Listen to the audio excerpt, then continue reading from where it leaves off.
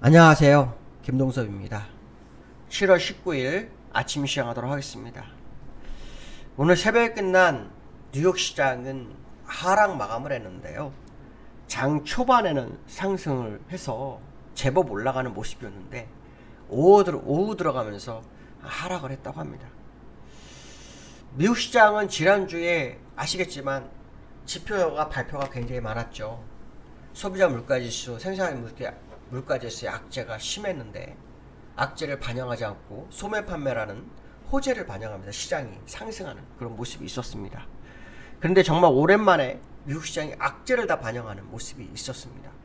애플이 잠재적인 경기 둔화를 위해서, 그러니까 둔화를 대응하기 위해서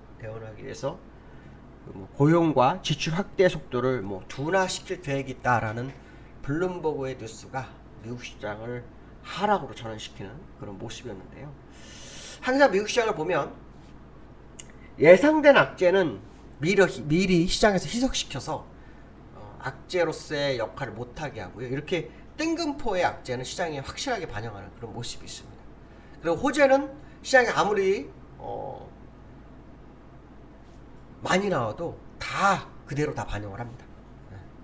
그러니까 이거는 미국 시장을 보면은 참 특이한 케이스라고 봐야 되겠죠. 그만큼 시장을 방어하고자 하는 의지가 굉장히 크다, 이런 해석도 될 수 있겠지만 너무 불합리적인 시장의 모습이 아닌가. 재료는 그때 다 반영하는 게 맞죠. 자기들 필요에 의해서 시장을 반영하는 것은 좀 아니지 않느냐, 이런 생각도 한번 해봐야 될 것 같습니다. 미국 시장이 장 초반에 상승을 했다고 말씀드렸었는데요. 그 이유는 기업 실적이었습니다.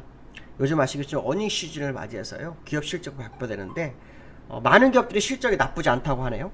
골드만삭스하고 뱅크 오브 아메리카가 실적을 발표했는데요. 시장 예상을 웃도는 실적을 발표했다고 합니다. 골드만삭스는 주당 순이익이 7불 73센트 정도 되고요. 뱅크 오브 아메리카는 78센트 정도 된다고 합니다. 시장 예상치가 75센트였는데 크게 높진 않았지만 어쨌든 인플레이션 와중에도 기업이 실적을 유지하고 있다라는 거, 그것이 이제 시장에 상당한 영향을 미쳤던 하루다, 그런 생각 해봐야 될 것 같고요. 시카고 상품거래소에서 이번 7월 달에 있는 FOMC 회의에서 금리 인상 가능성을 0.75% 가능성을 70%로 봅니다. 참 재미난 건요, 얼마 전까지, 한 일주일 전까지만 해도요, 지난주 월요일까지만 해도요, 1% 금리 상승 가능성이 80%가 넘었었어요. 근데 지금은 1% 상승 가능성이 30%밖에 안 됩니다. 갑자기 왜 바뀌었을까요? 그렇죠? 일단 소매 판매가, 그러니까 미국이 서비스 산업이 실물 경제에 상당히 중요한 역할을 하는데, 소매 판매가 증가했다는 거가 시장을 지금 금리 인상을 늦추게 했고요. 또 하나는 뭐냐면 제임스 블라드가 0.75%가 적정하다는 발언에 시장이 영향을 받고 있는 모습이 나오고 있습니다. 야, 이거는 좀 아니죠. 왜냐하면 지금 화두는 소매 판매가 좋아지고 제임스 블라드 발언도 중요하지만 제일 중요한 건 뭐냐면 소비자 물가지수를 꺾나 안 꺾냐 싸움이에요. 생산자 물가지수를 꺾냐 안 꺾냐. 그러니까 그 논점을 비껴나가는 시장의 모습이 나오고 있는 거죠. 논점을 비껴나간 시장의 모습이 시장을 유도하고 있다. 그러니까 제가 볼 때는 지금 시장을 방어하기 위해서 자꾸 뭔가 노력하는 모습이 있지만, 제가 걱정하는 것은 뭐냐면 이렇게 금리 인상하고도 인플레이션이 빠른 시간 안에 잦아들지 않으면 시장은 어떻게 될까에 대한 생각을 한번 해봐야 될 것 같습니다. 아시겠죠? 우리나라도 몇 번 제가 말씀드렸는데 벌써 금리 인상한 지가 1년이 다 되고 있습니다. 만 1년이 다 되고 있는데도 지금 인플레이션 계속 커지고 있습니다. 미국도 지금 금리 인상한 지 지금 7개월째 됐는데요. 7개월째 돼가고 있는데 여전히 인플레이션이 잦아들지 않고 있습니다. 그런데 지금 금리 인상을 더 늦춘다? 그리고 강도를 낮게 한다? 그러면 시장이 어떻게 받아들일지 한번 생각을 해봐야 될 것 같습니다. 제가 볼 때는 미국이 오판을 계속하고 있는, 실기를 계속하고 있는 과정이 아닌가. 경제는 제가 항상 말씀드리지만 선제 대응이 되게 중요합니다. 선제 대응을 못하면 아무 의미가 없다. 그러니까 선제 대응이 되고 있지 못하는 게 좀 걱정이다, 이런 말씀 드리고 싶고요. 자, 미국 시장을 좀 보면요, 다우는 0.69% 받았고요, 나스닥은 0.81% 받았네요. 근데 이게 장 초반에 제법 올랐어요. 이 다우 같은 경우에는 장 초반에 1%로 상승했다가요 0.69% 하락했으니까 거의 1.9% 하락한 거죠. 왜냐면 우리나라가 어저께 미국장이 우리나라가 상승 2% 할 때 미국장이 0.9% 정도 상승했었거든요. 0.9%.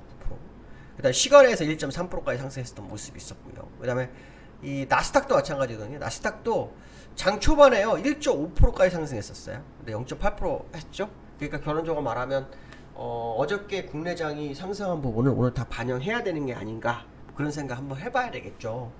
그 다음에 유가를 좀 봐야 되겠죠. 유가는 계속해서 봐야 될 것 같아요. 왜냐하면 지금 유가가 에 따라서 7월 소비자 물가지수에 영향을 미칠 수 있는데 유가가 지금 보시면 올라오고 있어요. 그렇죠? 102불 또 올라왔어요. 근데 지금 현재 아직도 보름이 남았다는 거죠. 보름이 사이에 만약에 120불까지 올라오잖아요. 그러면 소비자 물가지수가 또 올라갈 확률이 굉장히 높다. 만약에 이 상태에서 유가가 7월 말까지 간다 그러면 소비자 물가지수는 내려올 수도 있습니다. 그렇지만 다른 지표들, 그러니까 소비자 물가지수를 산정한 다른 지표들이 지금 올라오고 있는 상황이라서 크게 밀리지는 않을 거예요.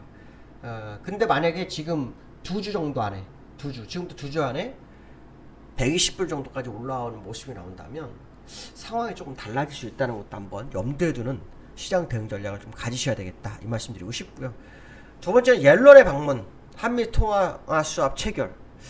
지금 옐런이요, 방문하는 걸 대비해서 시장이 무슨 생각을 하냐면, 한미 통화 수합이 체결될 수 있다. 뭐 당정도 체결을 뭐 한다. 뭐 이런 식으로 얘기가 확정됐다. 그러니까 체결을 하기로 뭐 결정을 했다. 이렇게 얘기했지만 그거는 이제 우리나라 쪽의 얘기고, 미국에서는 어떨지 봐야 되겠죠. 중요한 건 제가 어저께도 잠깐 말씀드린 적이 있는데 옐런이 체결하는 게 아니고요. 연준이 체결하는 겁니다. 옐런은 아마 그 의중을 전달하겠죠. 의중을 전달하는 거다. 그러니까 지금 당장 답이 나올 게 아니죠. 또 하나는 건 뭐냐면 전 세계가 통화가 지금 전부 강달러에 의해서 다들 약세로 가고 있는 거거든요. 근데 과거에 이 통화 수합을 체결한 것이요. 미국이 9개 나라하고 체결했다고 합니다. 근데 그게 거의 같은 시기에 체결하고 같은 시기에 다 같이 종료했다고 합니다. 그러면 지금 우리나라가 통화 수합을 체결하려고 이 시점이 그 나라들, 그러니까 그 당시 통화 수합을 체결했던 나라들이 다 같이 하는 건지 아닌지도 되게 중요합니다. 그 얘기 무슨 말이냐면 우리나라만 별도 통화 수합이 될지에 대한 의문점을 한번 가져볼 필요성이 있지 않을까 이 생각도 한번 해봐야 될 것 같고요. 그 다음에 세 번째는 코스피가요 급등하는 모습이 있었습니다. 어저께 2%. 거기에는 삼성전자의 급등이 상당히 영향을 미쳤는데요. 삼성전자가 어저께 엄청나게 올랐어요. 3%. 근데 전날 금요일날 4% 올랐어요. 여기 고점이 58,200원, 여기 저점이 58,100원. 그래서 갭상승으로 출발해서 이틀 만에 7%가 오르는 기염을 토합니다. 그 7%가 올리면서 주가를 끌어올렸어요. 결론적으로 말하면 삼성전자가 맏형 역할을 한 거죠. 그 이후로는 삼성전자 계속 볼 수밖에 없는 구조적 상황이 돼버린 거예요. 삼성전자 계속 볼 수밖에 없다. 삼성전자를 끌어올린 이유가 뭐 여러 가지가 뭐 시장에서 제기되는 게 있더라고요. 반도체에 대한 수급의 문제가 좀 해결돼 가는 것 같다는 식의 얘기도 있고, 또 저 같은 경우에는 이제 아까 말씀한 것처럼 그 통화 수합 때문에, 왜냐면 외국인이 물량을 팔아서 나가는 거잖아요. 지금 원달러가. 근데 통화 수합이 되면은 환율 내려올 수 있기 때문에 외국인이 굳이 나갈 필요가 없죠. 그러니까 뭐 나갔던 돈이 다시 삼성전자를 살 수도 있는 거죠. 그러니까 그런 식으로 저는 해석을 했는데 어떤 결론이 나올지는 봐야 됩니다. 근데 중요한 것은 뭐냐면 이틀 동안 급등을 했는데 오늘도 어떻게 될지 확인해야 되겠죠. 일단 60일선까지 조우를 하기 위한 노력이 지금 보이고 있어요. 근데 저는 이제 조금 이해가 안 되는 게 뭐냐면 외국인들이 여기서 엄청나게 많이 팔았거든요. 여기가 지금 여기 뭐 6월 14일부터 물량이 어마어마하게 팔았는데 여기서 딱 한 1,000만 주 조금 넘게 샀어요. 그러니까 아직 손해보면서 매수를 하고 있는 과정인데 얼마나 삼성전자를 끌어올리기 위해려고 하는지 손해보면서 사느냐 이 생각도 한번 해볼 수 있거든요. 그래서 저는 그런 생각도 하고 어쩌면은 수급적으로 삼성전자를 받쳐놓고 외국인 선물이나 기관이나 이런 물량이 다 빠져나가는 과정일 수도 있다는 해석도 하고 있고요. 경우수는 여러 가지 생각하고 있습니다. 그래서 오늘 삼성전자의 흐름을 다시 한번 확인하는 하루가 돼야 되지 않을까 이렇게 말씀드리고 싶습니다. 오늘 여기까지 하겠습니다. 감사합니다.